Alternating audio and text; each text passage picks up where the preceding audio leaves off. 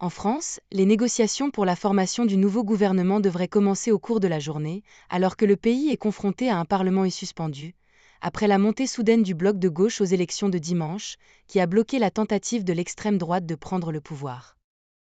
Le nouveau Front populaire de gauche est devenu la force dominante à l'Assemblée nationale après les élections de dimanche, mais aucun groupe n'a obtenu à lui seul la majorité et il est possible que ce front forme un gouvernement minoritaire ou vise à constituer une coalition plus large.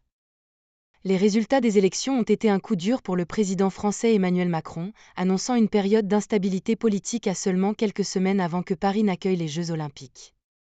Macron se retrouve avec un Parlement extrêmement fragmenté, ce qui devrait affaiblir le rôle de la France au sein de l'Union européenne et au-delà et rendre difficile pour quiconque de faire avancer les agendas internes. La gauche a remporté 182 sièges au Parlement, l'Alliance centriste de Macron 168 et le Rassemblement national de Marine Le Pen et ses alliés 143. Le Premier ministre Gabriel Attal a déclaré qu'il remettrait sa démission, mais il est incertain si cette démission sera immédiatement acceptée par le président, compte tenu de la tâche de former un gouvernement. Attal a cependant déclaré qu'il était prêt à rester en tant que Premier ministre par intérim.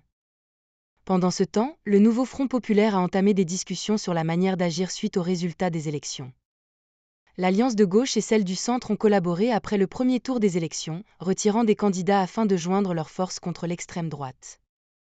Le Pen, qui sera probablement la candidate de son parti pour les élections présidentielles de 2027, a déclaré que la grande victoire du Rassemblement national n'était simplement que retardée.